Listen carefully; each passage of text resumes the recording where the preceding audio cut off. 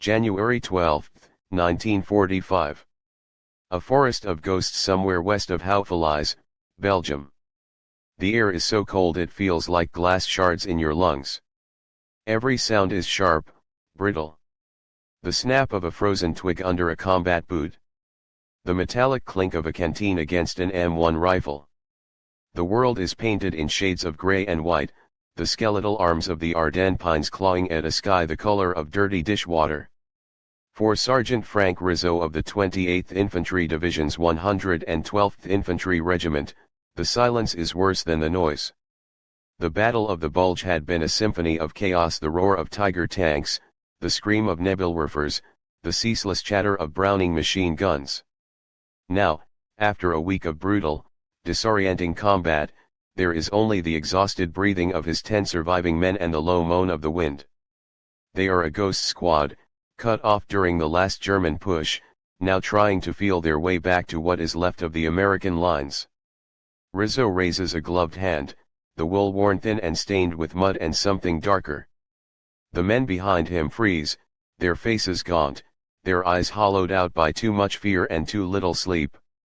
Private First Class Arlen Miller, all of 19 years old and looking 60, squints, his breath pluming in the frigid air. He sees what the sergeant sees.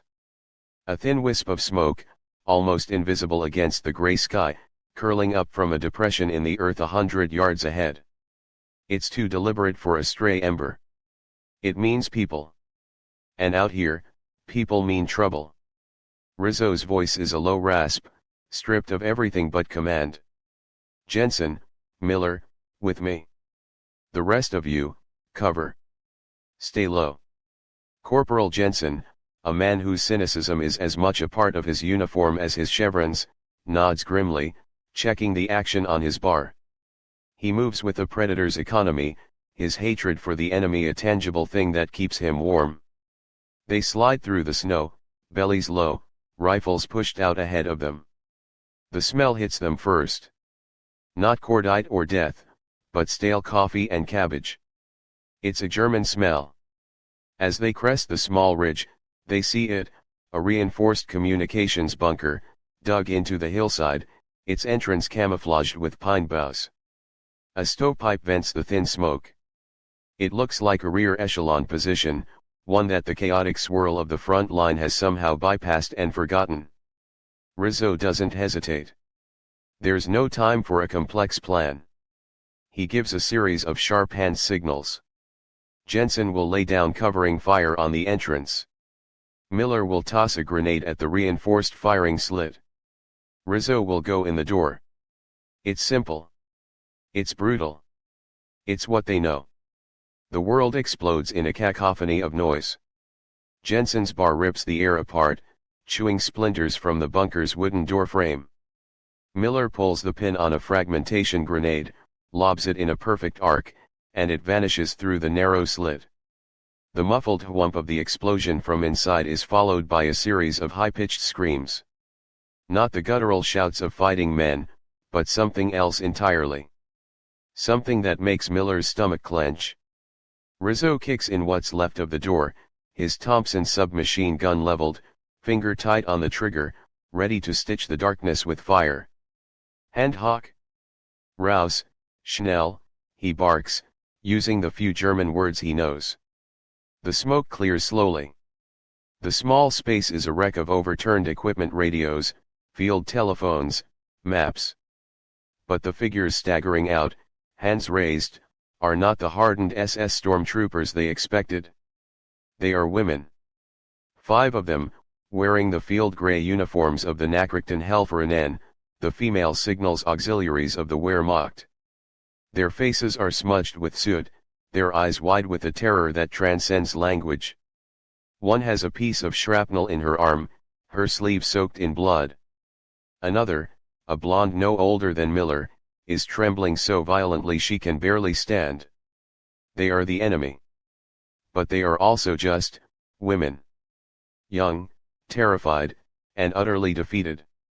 Jensen spits into the snow. Well, I'll be damned. Look what we found. The German women shrink back from the venom in his voice. Their NCO, a woman with sharp, intelligent eyes who holds herself with a shred of dignity, says something in rapid, clipped German. No one understands. Rizzo lowers his Thompson, the initial adrenaline of the assault draining away, leaving behind a cold, weary confusion. What in God's name was he supposed to do with them? As he stares at his new prisoners, a single, fat snowflake lands on his glove. Then another. And another. The wind picks up, its low moan rising to a predatory howl. The sky, once merely gray, is now turning a deep, bruised purple. The snow doesn't just fall, it attacks. Within minutes, the gentle flakes have become a blinding, horizontal onslaught, driven by a wind that cuts through their wool greatcoats like a surgeon's scalpel. The world vanishes.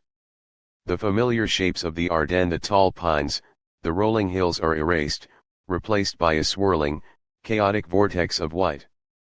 Visibility drops to 10 feet, then 5. The squad is no longer moving through a landscape, they are trapped inside the storm itself. You can't see. You can't hear anything but the shrieking gale. You can feel the temperature plummeting, a physical weight pressing down, stealing the warmth from your blood. Sergeant Rizzo pulls the collar of his coat tighter, the frozen fabric scratching his chin. His map is useless. His compass needle spins erratically. They are blind, marching on instinct and a desperate hope that they are still heading west. Behind him, his men are hunched figures, their M1s held close to their chests, their faces already caked with ice. And behind them, the prisoners. The 5 German women are catastrophically unprepared for this. Their uniforms, designed for the relative comfort of a command bunker, are little more than thin wool. They have no gloves, no proper winter boots, only standard-issue leather shoes that are now soaked through, freezing their feet into blocks of unfeeling ice. They stumble forward, holding onto each other, their initial terror of their captors now eclipsed by a more primal fear of the elements. The war has been suspended. The only enemy now is the cold. Private Miller finds himself walking beside the young blonde woman. He can hear her teeth chattering, a frantic, uncontrollable rhythm. He watches her wrap her arms around herself, a futile attempt to preserve what little warmth she has left. He sees the raw fear in her blue eyes that remind him of his sisters back in Ohio. He fights the urge to offer her his gloves. She's the enemy. Goebbels' radio propaganda had filled their heads with tales of fanatical German women, spies, and saboteurs. But looking at her, shivering and pathetic, all he sees is a girl his own age about to freeze to death. Corporal Jensen sees only a liability. "Sergeant," he yells over the wind, his voice raw. "They're slowing us down. We gotta make better time or we'll all freeze out here." Rizzo hears him, but doesn't answer. What can he say? Jensen is right. Every minute they are out in this blizzard, their own chances of survival diminish. The women are an anchor, dragging them all down into the snow. But the alternative hangs unspoken in the air. To leave them here would be to execute them, as surely as a bullet to the head. The snow is deepening with impossible speed, drifting against fallen logs and piling up in the hollows. What was ankle deep an hour ago is now past their knees. Every step is a monumental effort, a draining battle against the accumulating weight. The first to fall is one of the older women. She doesn't cry out. She simply trips over an unseen root and disappears into a drift, her body giving up the fight. For a moment, no one moves. She is a gray shape in a world of white. Then the German NCO, Anneliese, scrambles to her, trying to pull her up, her German commands lost in the wind. The woman is limp, her will broken.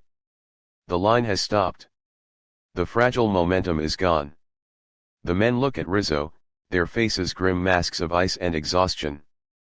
They know the choice that is before them. This is the moment where the rules of war dissolve, leaving only the brutal arithmetic of survival. Leave them. The thought is a venomous whisper in the wind. Leave the Krauts and save yourselves. The blonde woman Miller was watching stumbles to her knees, her hands buried in the snow, her shoulders shaking with sobs of pure despair. She looks up, her gaze locking with his, and in her eyes he sees the absolute certainty of death. She knows they will be left behind. She knows she is going to die here, in this frozen, anonymous forest, thousands of miles from her home. The storm rages, indifferent, waiting for a decision. There is a moment in the heart of the blizzard where all of humanity seems to pause. The wind howls a deafening chorus, but in the space between the men of the 112th, there is a profound silence. It is the silence of a question that no one dares to ask aloud. Sergeant Frank Rizzo stares at the woman lying in the snow. She is no longer an enemy combatant, a number, a piece of intelligence. She is a human being, and she is dying in front of him. He sees her pale face, the blue tint of her lips, the way the falling snow is already beginning to form a shroud over her gray uniform. He looks at his own men. He sees the exhaustion in their bones, the frost forming on their eyebrows, the way they clutch their rifles more for balance than for battle. They are on the edge, all of them. Carrying prisoners, especially dead weight, could be a suicide mission. It could be the thing that gets them all killed. Corporal Jensen breaks the spell. His voice is a low, angry growl, barely audible over the gale. "Leave 'em, Sarge. It's them or us." The words are stark, logical, the cold calculus of war. They are the enemy. They lost. This is the price. Rizzo's eyes flick to Jensen, then to Private Miller, who is still looking at the young blonde woman on her knees. Miller's face is a canvas of confusion and pity. He is just a boy from a farm, taught to help those who fall, not to leave them to die. The war had not yet scoured that simple decency from him. Rizzo knows that whatever he does next will define not just the next few hours, but who these men who he will be for the rest of their lives, however long that may be. He doesn't shout an order. He doesn't deliver a speech. His actions speak for him. Slowly, deliberately, Rizzo unslings his Thompson submachine gun. The weapon feels impossibly heavy. He pushes it into Private Miller's hands. "Hold this," he rasps. Then he turns and wades through the thigh-deep snow to the fallen woman. He bends down, his own body screaming in protest. His muscles are stiff with cold, his joints ache with every movement. He works his arms under her, one beneath her back, one under her knees. He grunts with the effort, his breath exploding in a thick white cloud. She is heavier than she looks, a dead weight of wet wool and surrendered hope. As he straightens up, staggering for a moment under the load, the woman's head lolls against his chest. Her eyes flutter open, filled with a dazed, uncomprehending terror. She is being lifted by the monster from her propaganda nightmares. The other soldiers just watch, stunned. Then, one of his men, a quiet corporal named DeLuca, wordlessly hands his rifle to a comrade and moves to help the German NCO, Anneliese, pull another of her struggling women to her feet. The act is contagious. The unspoken command has been given. This is what they are doing. This is who they are. Jensen stares, his face a knot of disbelief and fury. He shakes his head, but he doesn't protest further. He just turns his face back into the wind, a silent, angry dissenter. As another soldier moves to help the blonde girl, she flinches away, her terror palpable. Anneliese shouts something at her in German, a command that is both harsh and reassuring. Then Anneliese looks at Rizzo, who is now struggling forward, blazing a new trail through the snow with the unconscious woman in his arms. Her face is a mixture of shock and something else, gratitude. A fragile, impossible gratitude. She calls out, her voice straining against the storm. DeLuca, who picked up some German from his grandparents, glances back. What did she say? Rizzo gasps, his lungs burning. DeLuca looks at the woman in the sergeant's arms, then back at the NCO. She's begging us, he says, his voice thick with emotion. She's begging us not to put them down. The blonde girl, now being helped into the arms of another soldier, looks over at him. Her lips, cracked and blue, form two words in broken, heavily accented English. Please, no down. The world shrinks to the next agonizing step. There is no past, no future, only the burning in your thighs, the screaming of your lungs, and the foreign weight in your arms. The line between captor and captive dissolves, blurred by the swirling snow and the shared, desperate struggle for survival. You are no longer a soldier carrying a prisoner. You are a man carrying a woman, and the only thing that matters is keeping her and yourself from being swallowed by the white. Corporal Jensen, against every instinct he has honed over 2 years of brutal warfare, finds himself carrying the youngest of the women, the blonde who had reminded Miller of his sister. She is barely conscious, her head resting on his shoulder, her breath a series of shallow, rattling gasps against his neck. He can feel the violent shivers that rack her thin frame, the cold radiating from her body into his own. He smells the faint, clean scent of soap in her hair, and for a disorienting moment, she is not a crowd, not a Helferin, not the enemy. She is just a girl. He grits his teeth, his jaw aching from the cold and the internal conflict. He hates this. He hates the weakness of it, the vulnerability. But he keeps walking. He doesn't put her down. Private Miller is helping another woman, half carrying, half dragging her through a massive drift. She is delirious, muttering a name over and over again. Hans. Hans, it is a litany of despair. Miller doesn't understand the name, but he understands the tone. He finds himself murmuring back, the same useless platitudes his mother used when he was sick as a child. It's okay.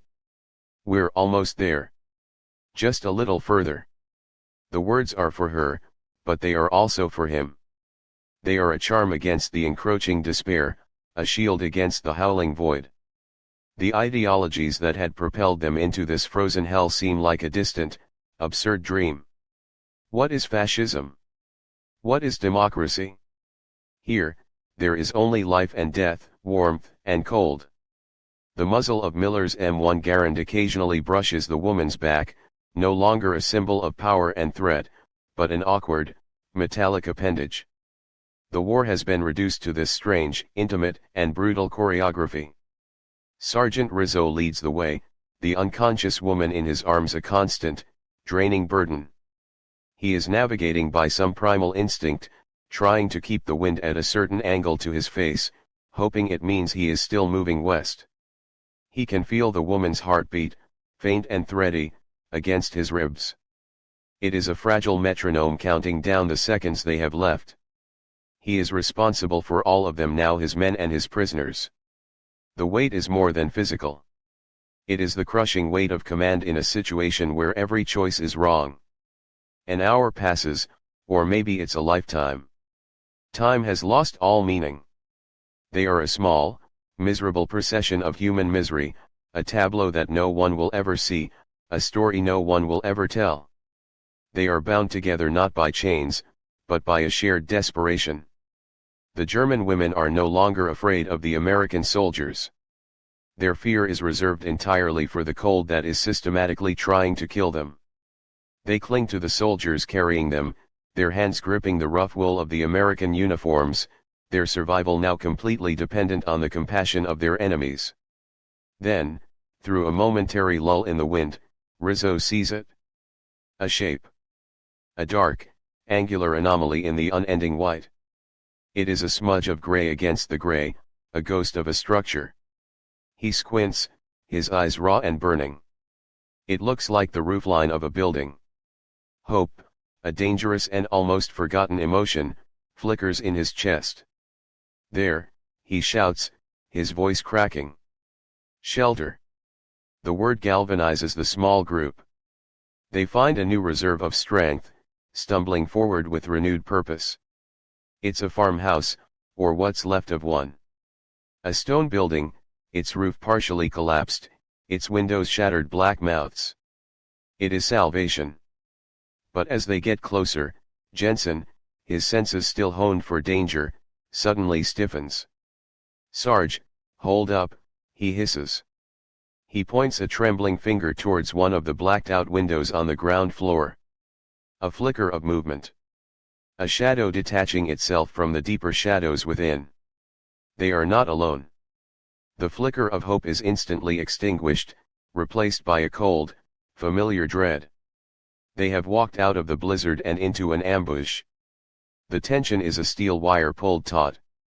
Every man who can shifts the weight of the woman he carries, fumbling for a weapon. The wind seems to die down, as if holding its breath. Sergeant Rizzo gently lowers the unconscious woman into the snow, pulling his Colt .45 from its holster. The click of the hammer being cocked is unnaturally loud. He gestures for Jensen and DeLuca to flank the ruined farmhouse. The shadow in the window is gone. Is it a German patrol? A sniper lying in wait? Or just a trick of the light, a hallucination brought on by exhaustion? You can feel the fear in the air, a different kind of fear from the storm. This is the fear of a bullet, of a sudden, violent end. The German women, sensing the shift, are utterly still. They watch the American soldiers transform back into what they were before, tense, dangerous men, their brief moment of compassion shelved in the face of a new threat. Rizzo takes a deep breath, the icy air searing his throat, and moves toward the shattered doorway, pistol held high in a two-handed grip. "Cover me," he whispers. He kicks aside a piece of charred wood and slips inside, his back pressed against the cold stone wall. The interior is dark and smells of damp rot and old wood smoke. Snow has drifted in through the collapsed roof, piling up on the flagstone floor. He scans the room, his eyes adjusting to the gloom. Nothing. He moves deeper, sidestepping a broken table. And then he sees the source of the movement. Not a soldier. It's a cow. A single, emaciated milk cow, huddled in the far corner of the room, its ribs stark beneath its hide. It looks up at Rizzo with wide, placid eyes and lets out a low, mournful moo. The tension breaks. Rizzo lets out a long, shuddering breath that is half laugh, half sob. He leans against the wall, the adrenaline draining out of him, leaving him feeling hollowed out and impossibly tired. He gives the all clear, and the rest of the group stumbles inside, bringing the biting wind with them. The shelter is meager, 4 crumbling walls and a partial roof, but it is heaven. It is a reprieve from the relentless assault of the blizzard. They collapse onto the floor, a tangle of limbs and exhaustion. For a long time, no one speaks. There is only the sound of ragged breathing, the lowing of the cow, and the muffled howl of the wind outside. The lines are gone now. Completely. Anneliese, the German NCO, tears a strip of fabric from the hem of her tunic and, without a word, begins to gently clean the shrapnel wound on her subordinate's arm. Private Miller, seeing this, fumbles in his pack and pulls out his field dressing. He offers it to her. She looks at him, her sharp eyes softening for the first time, and gives a small, formal nod of thanks. Corporal Jensen, the cynic, finds himself sitting next to the young blonde woman he carried. She is conscious now, shivering uncontrollably. On impulse, he unwraps his own scarf, a dirty, wool-knit thing his mother sent him, and drapes it around her neck. She looks up at him, her blue eyes wide with a stunned, bewildered gratitude. He just grunts and looks away, unable to process the thing he has just done. In the center of the room, Sergeant Rizzo watches his men and his prisoners. They are no longer 2 separate groups. They are one. Survivors. He pulls out his last deer ration bar, its chocolate frozen solid. He breaks it into pieces and passes it around, to his men and to the German women, who take it with hesitant fingers.